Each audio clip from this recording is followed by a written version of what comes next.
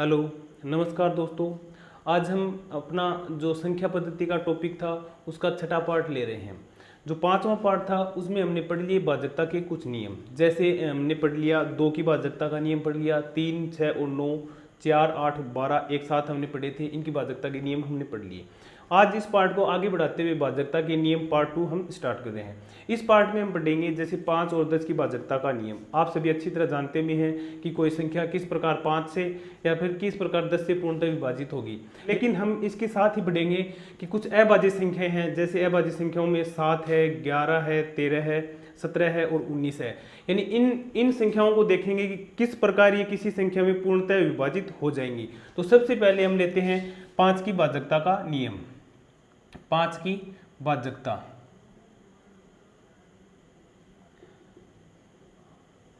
तो 5 की भाजकता के लिए क्या नियम होता है? यदि किसी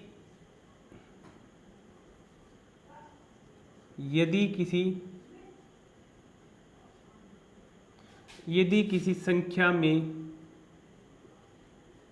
इकाई के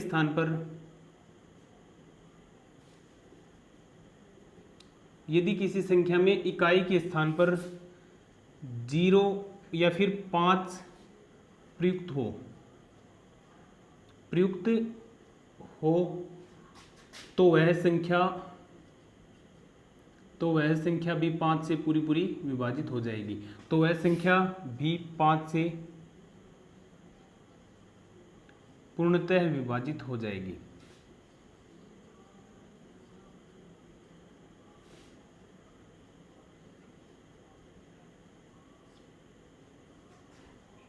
जैसे इसका एग्जाम्पल लेते हैं। कोई संख्या है जैसे 50 है, 55 है, 65 है, 115 है।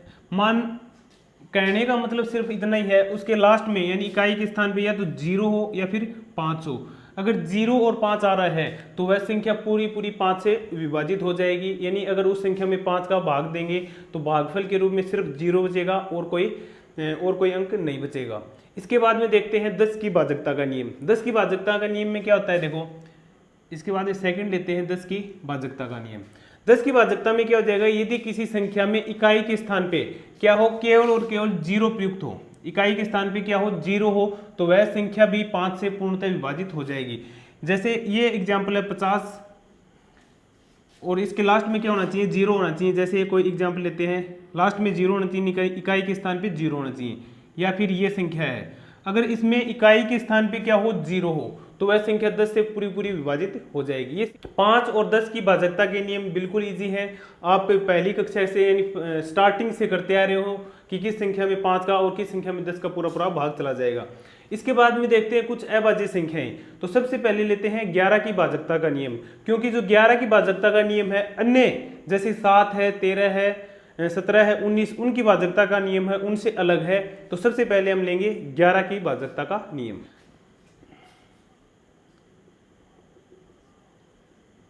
11 की भाजकता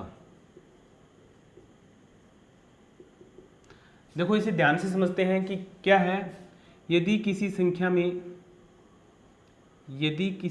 में विषम तथा सम स्थानों पर आने वाले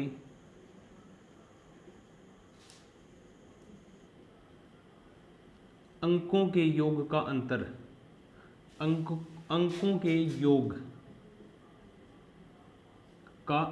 अंतर मैं बता रहा हूं किस प्रकार। यानी अंकों के योग का अंतर यदि 0 या 11 का पूर्ण गुणज हो, 11 का पूर्ण गुणज हो, तो वह संख्या भी 11 से पूरी विभाजित हो जाएगी। तो वह संख्या भी 11 से पूर्णतः विभाजित हो जाएगी।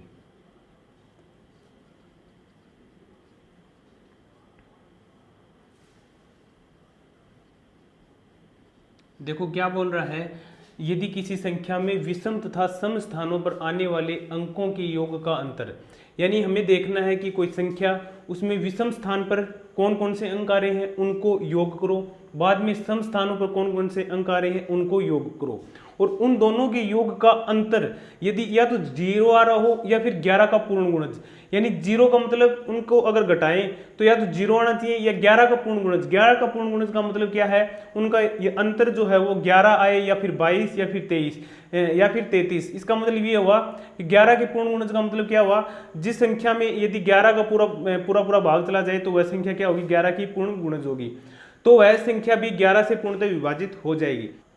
तो इसका एक एग्जाम्पल लेते हैं, जैसे एग्जाम्पल इसका,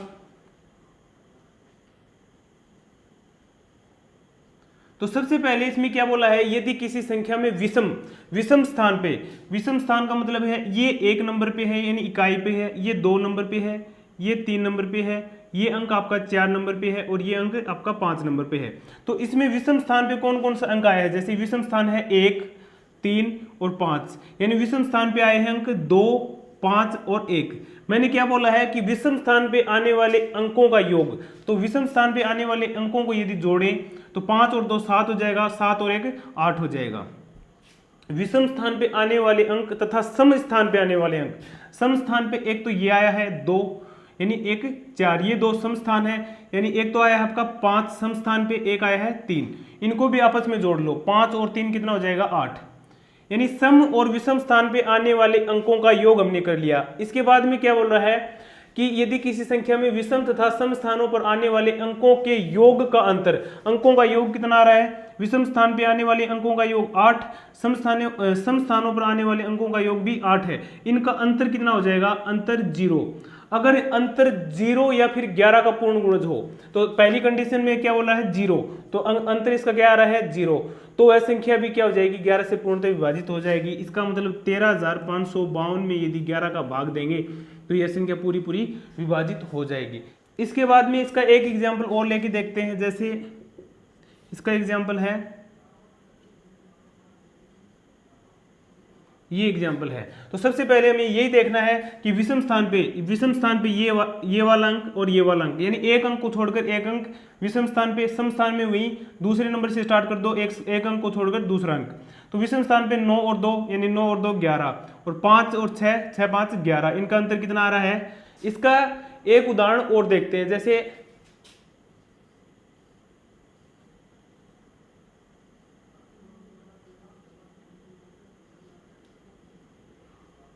इसका एग्जाम्पल लिया है 97643004। सबसे पहले हम देखेंगे कि विषम स्थान पे कौन कौन से अंक आ रहे हैं। विषम स्थान पे आ रहा है 4, 4 और 3 7, 7 और 6 13, 13 और 9 कितने होते हैं 22, यानी विषम स्थान पे आने वाले अंकों का योग कितना हुआ 22। 22 में से क्या करेंगे, माइनस करेंगे किसको, सम स्थानों पर आने वाले अंक। सम स्थान पे 7, 7 और 4 11, 11 में अगर 0 ऐड करें तो 0, 11 में अगर 0 ऐड करेंगे तो 11। अगर 22 में से 11 अगर माइनस किया तो इसका मतलब क्या आ जाएगा 11। 11 आ रहा है, इसका मतलब क्या है 11 क्या होता है, 11 का पूर्ण गुणज होता है। अगर 11 में 11 का भाग दें पूरा पूरा चला जाएगा। मैंने बोला भी यही था कि यदि 11 का पूर्ण गुणज है तो वह संख्या भी क्या होगी 11 से पूर्णतः विभाजित हो जाएगी। जैसे इसका एग्जाम्पल, एक और एग्जाम्पल, इससे एक एग्जाम्पल और है उससे समझते हैं। जैसे इसका एक एग्जाम्पल और लेते हैं, इस एग्जाम्पल से समझते हैं। विषम स्थान पे आने वाले अंक देखो, विषम स्थान पे ये और ये अंक आ रहा है 8 8 16 और 6 कितने होते हैं 22। 22 में से माइनस करो आप 9 और 2 11 को, तो कितना आ जाएगा 11। ये था आपकी 11 की भाजकता का नियम, बिल्कुल इजी है। इसमें आपको सिर्फ ये देखना है कि विषम स्थान पे कौन कौन से अंक आ रहे हैं उनको आपस में ऐड कर दो। उसके बाद में सम स्थानों पर कौन कौन से अंक आ रहे हैं उनको ऐड कर दो। विषम स्थान का मतलब ये हुआ, ये 1 नंबर पे है, ये 2 नंबर पे है, ये 3 नंबर पे है और ये 4 नंबर पे है। तो इसमें 1 विषम संख्या है, 3 विषम संख्या है, 2 सम है, 4 सम है।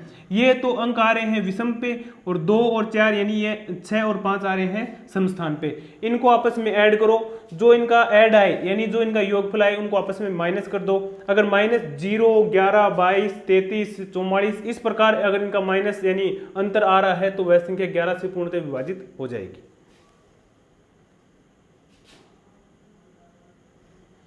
देखो इसके बाद में देखते हैं 7 की भाजकता का नियम। 7 की भाजकता के नियम के लिए आपको क्या करना होगा, यदि किसी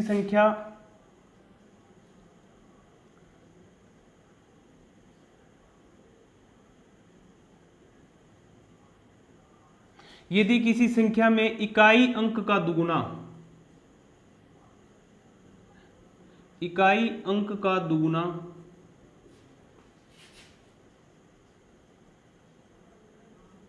इकाई अंक का दुगुना शेष संख्या में से घटाने पर, शेष संख्या में से घटाने पर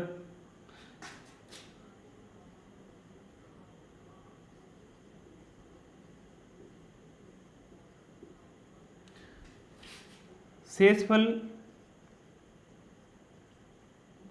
7 का पूर्ण गुणज हो।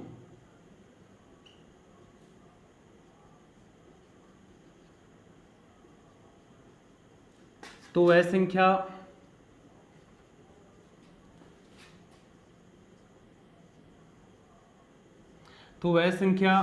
भी 7 से पूरी पूरी विभाजित हो जाएगी।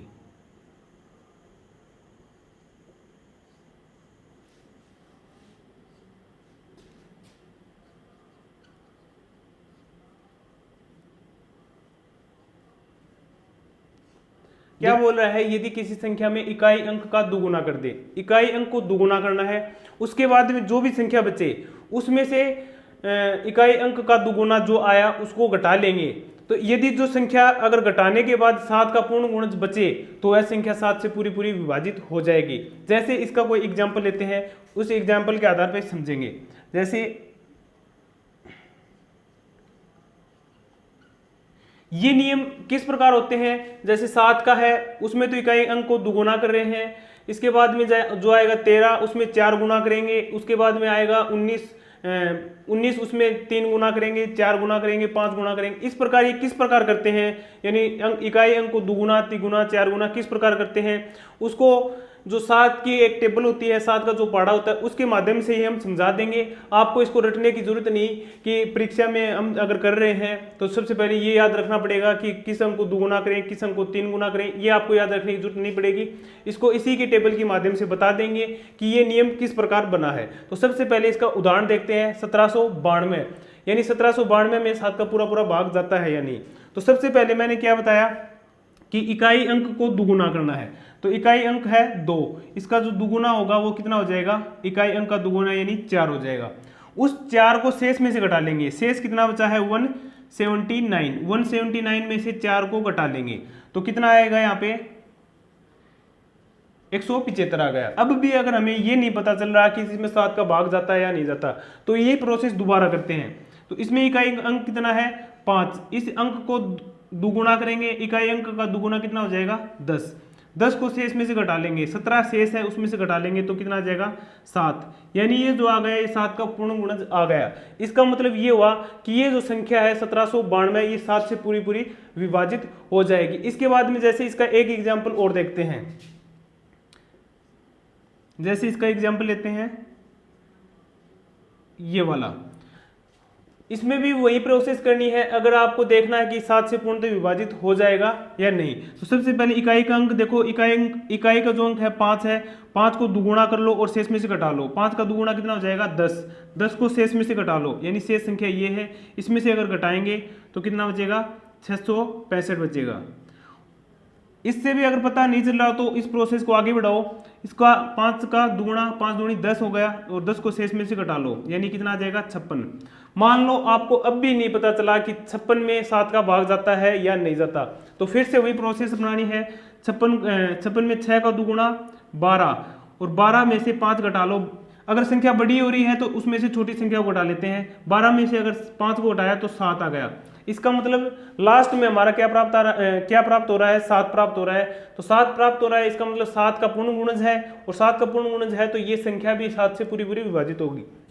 जिस प्रकार से हम ये संख्या घटाते जा रहे हैं तो सबसे पहले ये प्राप्त हुई तो ये संख्या भी 7 से पूरी पूरी विभाजित है। उसके बाद में ये संख्या प्राप्त हुई, ये संख्या भी 7 से पूरी पूरी विभाजित है। लास्ट में ये 7 प्राप्त हुआ तो आपको पता है 7 तो पूरी पूरी विभाजित होती है। उसके बाद में अगर 7 की भाजकता के नियम में और इसका एक एग्जाम्पल देखें तो जैसे इसका एक एग्जाम्पल लेते हैं जैसे हमने इसका एक एग्जाम्पल लिया है 17,976। इसमें देखना है कि यह 7 से पूरा पूरा विभाजित हो जाएगा या नहीं। तो सबसे पहले वही प्रोसेस, 6 का दुगुना 12, 12 से इसमें से माइनस कर लो, कितना आ जाएगा 5, 8, 17 से लास्ट में इकाई का अंक कितना 5, 5 को दुगुना करो, 5 का दुगुना कितना हो जाएगा 10, 10 को शेष में से घटा लो तो कितना आ जाएगा 8, 6 और 1। अब भी अगर नहीं पता चल रहा तो ये संख्या है 8, 8 का दुगुना कितना होगा 16 और 16 में से इसको अगर घटा लेंगे तो 0। यानी अगर 0 भी प्राप्त हो रहा है तो इसका मतलब भी यही होगा, वह 7 की पूर्ण गुणज होगी और वह 7 से पूरी पूरी विभाजित हो जाएगी। 7 की भाजकता का नियम यही था कि यदि किसी संख्या है उस संख्या में आप इकाई का अंक देखो, इकाई के अंक को दुगुना करो और शेष में से घटाते चले जाओ। इस प्रोसेस को आप तब तक करो जब तक या तो 7, 14, 21 या फिर 0 प्राप्त न हो। तो वो अगर 0, 7, 14, 21 इस प्रकार प्राप्त हो जाएंगे तो इसका मतलब ये हो जाएगा कि यह 7 की भाजकता की नियम की पालना कर रहा है। इसका मतलब वह 7 की, इसका मतलब उस संख्या में अगर 7 का भाग देंगे तो वो भाग पूरा पूरा चला जाएगा। अब हम देखते हैं कि ये नियम निकल के कहां से आया, यानी हमें इस नियम को याद रखने की भी जरूरत नहीं पड़ेगी कि किस संख्या को दुगुना करना है या फिर क्या घटाना है। सबसे पहले ये देखते हैं कि नियम किस प्रकार बना है। तो सबसे पहले लिखते हैं 7 की टेबल। 7 की टेबल किस प्रकार हो जाएगी 7, 14, 21, 28 इस प्रकार लिख लो। यानी कोई भी अभाज्य संख्या है तो उसका अगर नियम देखना तो सबसे पहले इस प्रकार टेबल लिख ली। तो सब उसके बाद में देखना है ये संख्या, कोई भी संख्या ले लो, जैसे 14 है, आपको क्या करना है इस अंक को देखना है, आपको इस अंक को देखना है कि इसको दुगुना करें तो आएगा 8, या फिर 3 गुना करने पर आएगा 12, या फिर 4 गुना करने पर आएगा 16 इस प्रकार आ रहा है। तो जो दुगुना करने पर 8 आया, 3 गुना करने पर 12 आया, 4 गुना करने पर 16 आया। तो 8 को क्या कर लो, 8 में जो शेष संख्या है उसको जोड़ के देख लो एक बार। तो जोड़ा तब तो आया 9 और 8 में से एक बार एक को शेष संख्या को घटा के देख लो, घटाने पर आया 7। इसका मतलब ये हो गया कि अगर 7 आ रहा है यानी इसका मतलब 7 पूर्ण गुण जा रहा है। इसका मतलब ये हुआ कि उस संख्या को अगर दुगुना करेंगे, उस संख्या को अगर दुगुना करेंगे, दुगुना करके अगर उसमें से शेष संख्या को घटा देंगे, इसका मतलब ये हो गया कि जो हमारा 8 में से जो शेष संख्या हमने घटाई वो क्या आ गई, या तो 0 आ गई या फिर 7 की पूर्ण गुणज आ गई। इसका मतलब ये हो गया, ये हमारा नियम बन गया कि 7 का नियम क्या बन गया कि उस संख्या में इकाई का अंक देखो, उसको दुगुना करो और शेष में से घटा दो। इस प्रकार जैसे इसका ये भी लेके आप देख सकते हो, जैसे 21 लिया आपने तो सबसे पहले क्या करना है, 21 में 1 है इकाई का अंक, इसको दुगुना करो, इसके बाद में 3 गुना करो, दुगुना किया तो 2 आया और 3 गुना किया तो 3 आया। दुगुना किया और दुगुना करने के बाद शेष में से घटा लो, शेष क्या है 2। यानी ये नियम बन गया कि इकाई अंक को दुगुना करके शेष में से घटा लो तो वो क्या हो जाएगी 7 की भाजकता का नियम हो जाएगा और वो संख्या क्या होगी 7 से पूर्णतः विभाजित होगी। इसके बाद हम देखते हैं 13 की भाजकता का नियम। सबसे पहले ये नियम टेबल के माध्यम से समझेंगे किस प्रकार होता है कि इस संख्या को दुगुना करना पड़ेगा या फिर 3 गुना करना पड़ेगा। तो सबसे पहले देखते हैं 13 की भाजकता का नियम। हम ले रहे हैं 13 की भाजकता का नियम। अब आपको याद नहीं रखना पड़ेगा कि 13 की भाजकता के नियम में इकाई अंक को दुगुना करना है या फिर 3 गुना। तो सबसे पहले इसके लिए आप एक टेबल बना लो, इसकी 13, 13 दूनी 26, बस इतनी ही बना लो, काफी है। तो इसके बाद में लो अंक 26, 26 ले लिया। 26 में इकाई का अंक देखो, इकाई का अंक क्या है 6। इसको सबसे पहले इसको इकाई अंक को दुगुना कर लो, उसके बाद में 3 गुना कर लो और उसके बाद में इसको 4 गुना कर लो, इसके बाद में 5 गुना कर लो। यानी 3-4 गुना करोगे तब तक इसका आंसर आ जाएगा, यानी प्राप्त हो जाएगा कि किस प्रकार ये भाजकता के नियम की पालना कर रहा है या नहीं। अगर नहीं कर रहा तो इसको 6 गुना 7 गुना तक कर सकते हो। तो सबसे पहले देखते हैं दुगुना किया, दुगुना किया तो आपका आंसर आया 12। 12 में शेष संख्या को घटा के देख लो, शेष संख्या है 2, घटाया तब तो आया 10 और बाद में क्या कर लो, ये तो घटाने पर प्राप्त हुआ है और बाद में जोड़ के देख लो। 12 में 2 जोड़ा तो 14, यानी घटाने पे तो 10 आया और जोड़ने पे 14 आया।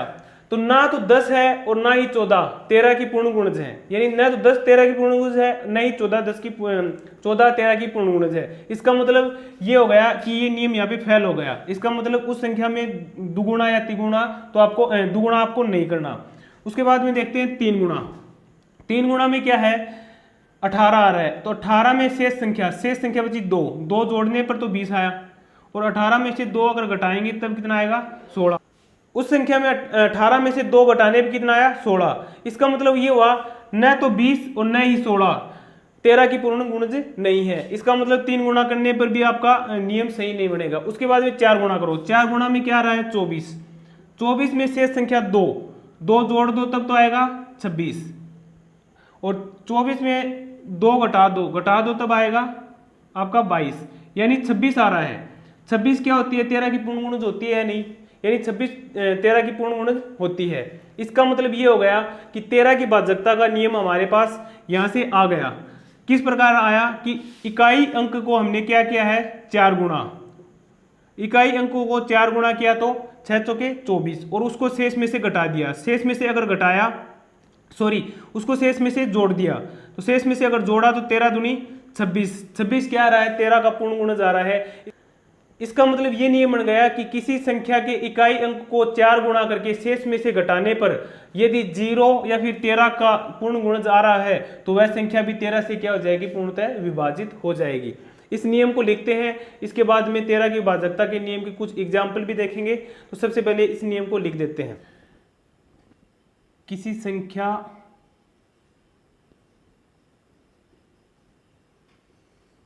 संख्या के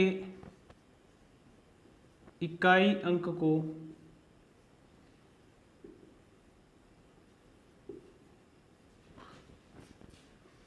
4 गुणा करके,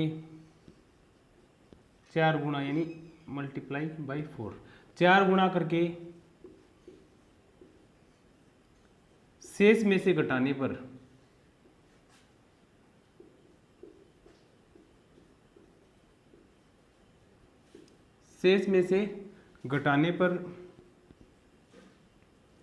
शेषफल यदि 0 या 13 का पूर्ण गुणज प्राप्त हो, 13 का पूर्ण गुणज प्राप्त हो, तो वह संख्या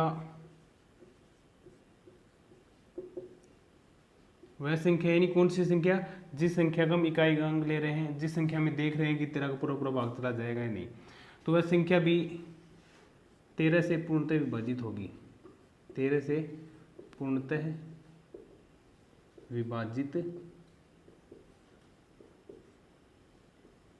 होगी, तो वह संख्या भी क्या हो जाएगी, 13 से पूर्णतः विभाजित हो जाएगी। तो सबसे पहले हम इसका एक एग्जाम्पल लेते हैं। जैसे एग्जाम्पल लिया 676, एक एग्जाम्पल लेते हैं। तो मैंने क्या बताया था, सबसे पहले इसका क्या करना है, इकाई अंक को 4 गुणा करना है। इकाई अंक का 4 गुणा यानी इकाई के स्थान पे 6 है, 6 का 4 गुणा क्या जाएगा 24 हो जाएगा। तो उसको जो इकाई अंक का जो 4 गुणा किया है उसको शेष में जोड़ दो।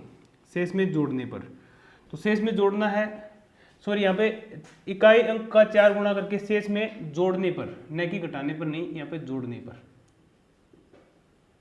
यानी इकाई अंक का जो 4 गुणा किया है उसको शेष में से जोड़ने पर। तो शेष में से जोड़ेंगे तो 7 और 4 11 हो जाएगा, और 6 और 2 8 और 1 9। तो फिर से इस अंक को यानी इकाई अंक को 4 गुणा करो, 1 का 4 गुणा कितना हो जाएगा 4, और शेष में जोड़ दो। अब पता चल गया कि जो 13 आ रहा है वो 13 का पूर्ण गुणज होता है, यानी 13 26 39 से 13 के पूर्ण गुणज होते हैं। अगर 0 आता तो भी इसका मतलब ये हो जाता कि 676 क्या है 13 की भाजकता के नियम की पालना कर रहा है। इसके बाद में इसका एक एग्जाम्पल और लेते हैं। जैसे इसका एग्जाम्पल लेते हैं,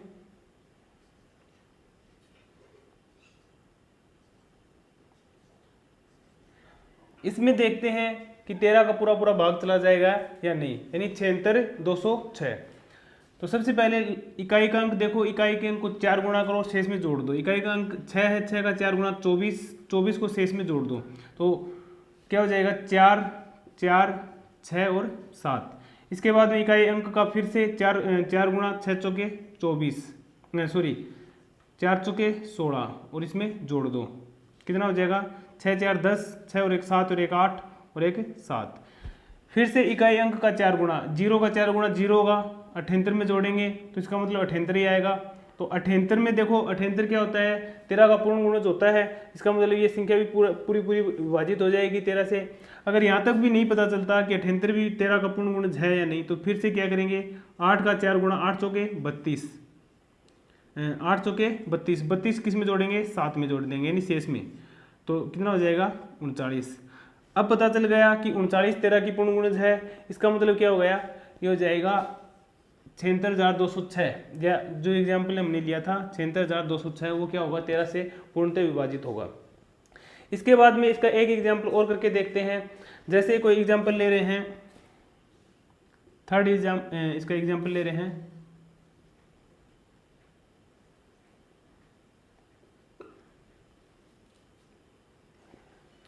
इसका एक एग्जाम्पल हमने लिया है 12,987।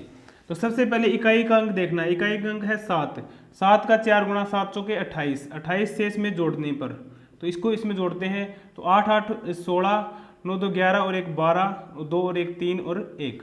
अब क्या करते हैं, फिर से इकाई अंक का 4 गुणा 6 चौके 24 और इसमें ऐड करते हैं। ऐड करने पर क्या जाएगा, 4 और 2 6, 3 2 5 और 1 यानी 156। अभी भी पता नहीं चला है कि ये 13 का पूर्ण गुणज है या नहीं, तो सबसे इसके बाद में क्या करते हैं 6 चौके 24 और इसको इसमें ऐड कर देते हैं। इसमें ऐड करेंगे तो कितना आएगा 39। अब पता चल गया कि 39 13 की पूर्ण गुणज होती है, क्योंकि 13 13 39, तो ये इसका मतलब ये हो गया कि ये जो संख्या है ये 12,987 भी क्या हो जाएगी 13 की पूर्ण गुणज होगी। इस प्रकार हमने 13 की भाजकता का नियम पढ़ लिया है। इसके बाद में देखते हैं 13 के बाद में देखते हैं 17 की भाजकता का नियम। तो सबसे पहले 17 की भाजकता के नियम में हमें देखना होगा इकाई अंकों को दुगुना करें या 3 गुना या 4 गुना। तो सबसे पहले हम 17 की टेबल लिखते हैं। 17 की टेबल इस प्रकार, इतनी लिख लो बस 2 बार ही। तो उसमें क्या करो, सबसे पहले इकाई का अंक देखो, इकाई का अंक क्या है 4 आ रहा है, तो इकाई के अंकों को पहले दुगुना करो, 4 दूनी 8 हो जाएगा, 3 गुणा करो 4 3 12, 4 गुणा करो 4 चौके 16, इसका 5 गुणा करो, 5 गुणा क्या तो 20। और जो संख्याएं आ रही हैं इसमें शेष में यानी इकाई अंक को तो दुगुना कर लिया, अब शेष में जोड़ें या घटाएं। तो देखो 8 में 3 पहले जोड़ के देखो, जोड़ेंगे और उसके बाद 8 में 3 घटा के देखो। तो अगर जोड़ रहे हैं तो 3 जोड़ रहे हैं तो क्या आ रहा है 11 आ रहा है, और घटा रहे हैं तो कितना आ रहा है 5 आ रहा है। ये तो आया जोड़ने पर, यह आया घटाने पर। इसका मतलब न तो 11 और न ही 5 क्या है 17 की पूर्ण गुणज, यानी यहाँ पर जो संख्या प्राप्त हो या तो 0 प्राप्त हो या फिर क्या हो 17 की पूर्ण गुणज प्राप्त होनी चाहिए। तो इसका मतलब दुगुणा करके जोड़ने या घटाने पर यह नियम नहीं बनेगा। इसके बाद में 3 गुणा करके, 3 गुणा क्या हो गया 12, इसका 3 गुणा 12 है। तो 12 में क्या करें 3 ऐड करें, अगर जोड़ेंगे तो कितना होगा 15 और 3 घटाएंगे तो कितना होगा, इसमें से अगर 3 घटाया तो 9 आया। इसका मतलब न तो 15 न ही 9 17 की पूर्ण गुणज है। इसका मतलब ये 3 गुणा करने पर भी इस नियम की पालना नहीं करेगा। इसके बाद में देखो नियम हमें बनाना है, इसके लिए क्या करेंगे इसका 4 गुणा करके देखते हैं। इकाई अंक का 4 गुणा, इकाई अंक का 4 गुणा कितना आया 16। अब करते हैं 16 में 3 जोड़ते हैं, 16 और 3 कितने होते हैं 19, 16 में 3 घटाते हैं 13, न तो 19 और न ही 13 17 की पूर्ण गुणज है। इसका मतलब 4 गुणा करने पर भी ये नियम नहीं बनेगा। इसके बाद में देखते हैं 5 गुणा यानी 20 आ रहा है, 20 में क्या करें 3 जोड़ो, 20 में 3 जोड़ा 23 आया, और 20 में से 3 घटा लो, 3 घटाएंगे तो कितना आएगा 17। यानी इसका मतलब ये हो गया, इसका मतलब ये हो गया कि इकाई अंक को अगर 5 गुणा करके शेष में से घटाने पर, शेष में से अगर घटा लेंगे, यानी इकाई अंक का 5 गुणा किया 4 5 20, 20 में से 3 को अगर घटा लेंगे तो इसका मतलब ये बन गया कि जो नियम हमारा बना, इसका जो 17 की भाजकता का जो नियम बना वो ये नियम बना कि इकाई अंक को 5 गुणा करके शेष में से घटाने पर यदि 0 या फिर 17 की पूर्ण गुणज प्राप्त हो रही है तो वह संख्या भी 17 से पूरी पूरी विभाजित हो जाएगी। ये नियम आप डायरेक्ट यहाँ से भी देख सकते हो। तो सबसे पहले आप क्या करो, ये टेबल मैंने समझाने के लिए इतनी प्रोसेस की है आपको। डायरेक्ट अगर आप देखना चाहो तो 17 दूनी 34। तो सबसे पहले ये देखो इसका इकाई अंक कितना आ रहा है 4। अब ये देखो कि किस संख्या में से 3 को घटाया जाए, यानी किस संख्या में से अगर 3 घटाएं या फिर जोड़ें कि 17 बन जाए। तो एक तो हो जाएगा 14 में 3 जोड़ने पर 17 बनेगा, एक 20 में से 3 घटाने पर। अब देखो कि किस संख्या को 4 से गुणा करें, या तो 14 आ जाए या फिर 20 आ जाए। तो 14 4 से गुणा करने पर किसी प्रकार नहीं बनेगा, तो 20 बनेगा। किस प्रकार बनेगा, अगर 5 बार इसको गुणा करें, 4 को 5 बार गुणा करें तब 20 बन जाएगा, यानी 20 तो हमारा बन गया। उसके बाद में इसमें से क्या घटाना है 3 घटाना है, यानी दोनों नियम बन गए। एक तो पता चल गया कि इकाई अंक को 5 गुणा करना पड़ेगा, दूसरा ये पता चल गया कि उसमें से शेष संख्या को क्या करना पड़ेगा घटाना पड़ेगा। नियम को यहीं से बना सकते हैं। देखो फिर से, सबसे पहले टेबल को 2 बार लिखो।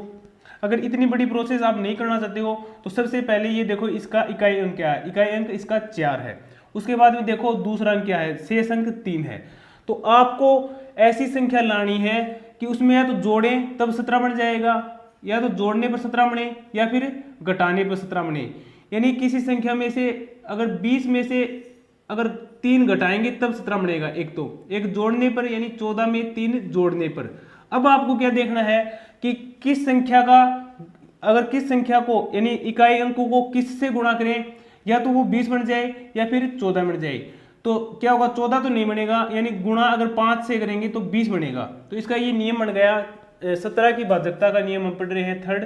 तो 17 की भाजकता के लिए क्या हो जाएगा, 17 की भाजकता किसी संख्या के इकाई अंक को 5 गुणा करके, 5 गुणा यानी मल्टीप्लाई करना पड़ेगा इकाई अंक को 5 से, 5 गुणा करके शेष में से जोड़ने पर नहीं, शेष में से घटाने पर। शेष में से अगर घटाएंगे, घटाने पर, शेष में से घटाने पर शेष पर यदि 0 या यहाँ पर क्या आएगा 17, 0 या 17 का पूर्ण गुणज हो तो वह संख्या भी क्या हो जाएगी, 17 से पूर्णतः विभाजित हो जाएगी। इसके बाद में देखते हैं इसका कोई एग्जाम्पल, जैसे है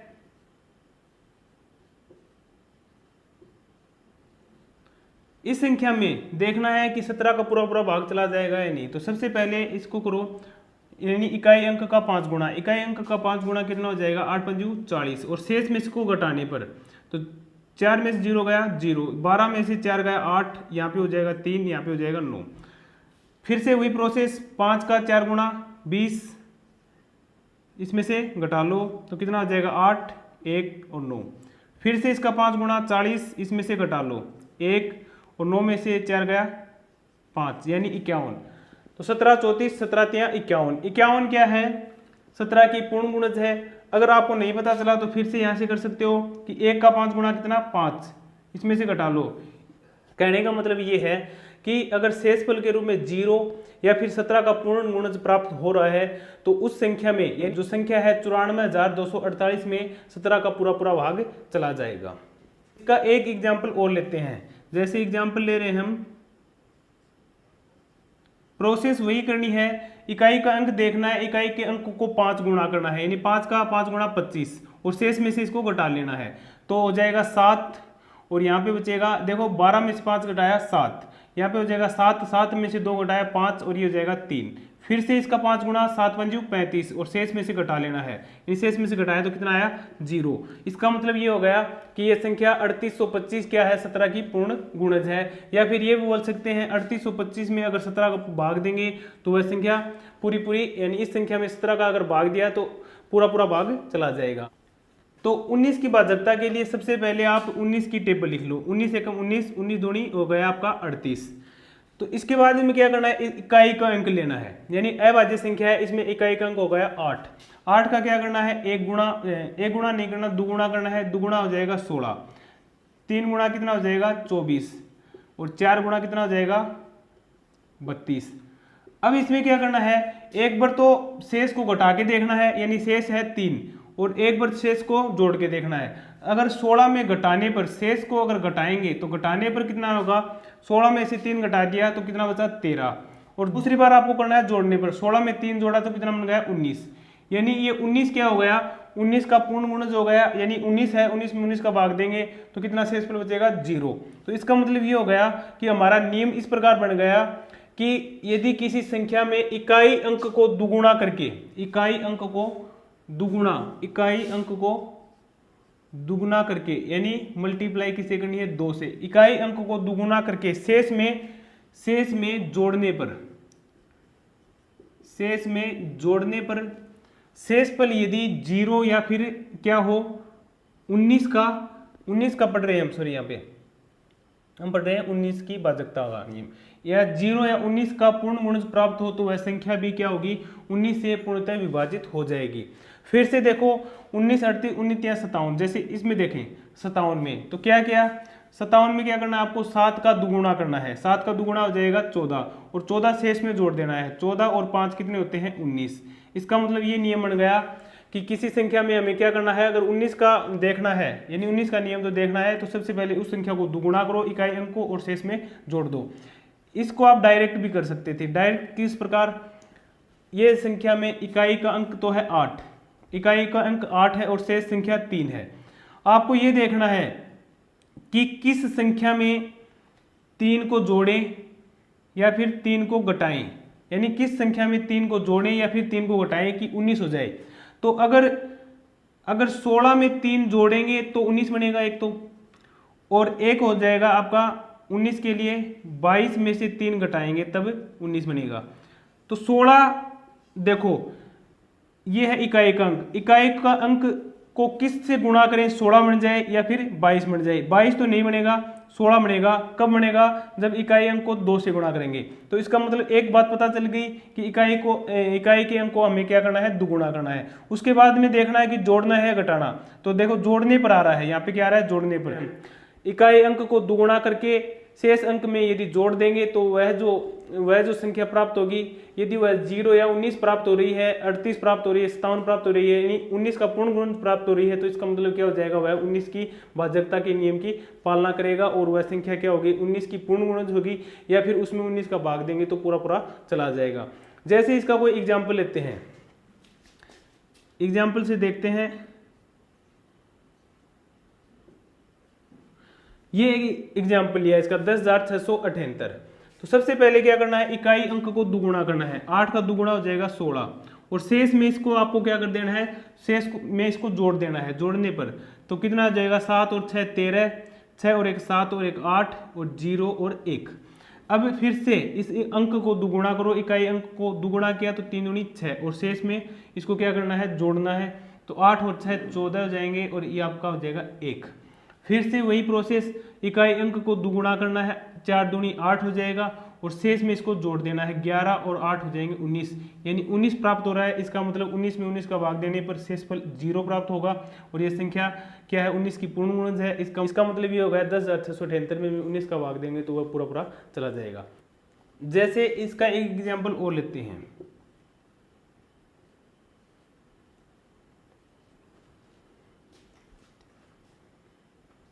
ये लेते हैं, क्या करना है, इकाई अंक को दुगुना और शेष में इसको जोड़ देना है। 9 और 2 11 और ये हो जाएगा 171। फिर से वही प्रोसेस, अगर यहाँ तक आपको पता चल जाए कि 171 क्या होता है, 19 का पूर्ण गुणज होता है, तो यहाँ तक छोड़ सकते हो। बाकी आगे करना चाहो तो किस प्रकार, 2 इकाई का अंक 1 का दुगुना 2 और 2 शेष में जोड़ दो, 19 आ गया। इसका मतलब ये हो गया, या 19 की पूर्णतः, इसका मतलब ये हो गया कि 1691 में अगर 19 का भाग देंगे तो यह पूरा पूरा चला जाएगा। इस प्रकार हमने लगभग अभाज्य संख्याओं को 20 तक पढ़ लिया है। 7 11 13 और उसके बाद 17 19 इन अभाज्य संख्याओं के नियम को पढ़ लिया है। यहाँ तक अगर आप डिवाइड कर लेते हो तो आपकी कैलकुलेशन काफ़ी इजी हो जाती है। यहाँ तक ही करने की जरूरत पड़ती है, उससे आगे ज़्यादा संख्याओं को हम नहीं लेंगे, क्योंकि इतनी संख्याएं अगर ऐसे तो आप चाहे अनंत तक भाजकता के नियम बनाते जाओ, लेकिन क्या होता है कि 20 तक ही अगर किसी संख्या में भाग दे के देख लिया तो वह भाग चला जाएगा। इतनी ज़्यादा जो कैलकुलेशन हार्ड एग्जाम में भी नहीं आती। इन संख्याओं को आप मोबाइल से मल्टीप्लाई करके अलग अलग संख्याएं देखो। जैसे कोई भी संख्या को आप 17 से मल्टीप्लाई कर लो, कोई भी संख्या ले लो, मोबाइल में मल्टीप्लाई कर लो, उसका जो आंसर आ रहा है और उसमें ये चेक करो कि वह 17 के भाजकता के नियम की पालना कर रही है या नहीं। इस प्रकार आप अनेकों उदाहरण देख सकते हो अपने आप खुद से, यानी कैलकुलेटर की मदद से बड़ी मल्टीप्लाई करो और उस मल्टीप्लाई को चेक करके देखो कि 17 से 19 से या फिर 23 से या फिर 27 से या फिर मतलब जो मैंने नियम पढ़ाए हैं 5 10 2 3 6 9 4 8 12 वो इन नियमों की पालना कर रहा है या नहीं। यानी खुद से एग्जाम्पल बना सकते हो और इनका अभ्यास आप कर सकते हो। ये हो गया हमारा भाजकता का नियम, पार्ट सेकंड भी कंप्लीट हो गया। इसी के साथ ही भाजकता के नियम भी कंप्लीट, भाजकता के जो नियम थे वो भी कंप्लीट हो गए। आपका जो नेक्स्ट 7वां पार्ट होगा उस पार्ट में हम मिलते हैं। तब तक के लिए आप इनका अभ्यास कीजिए। धन्यवाद।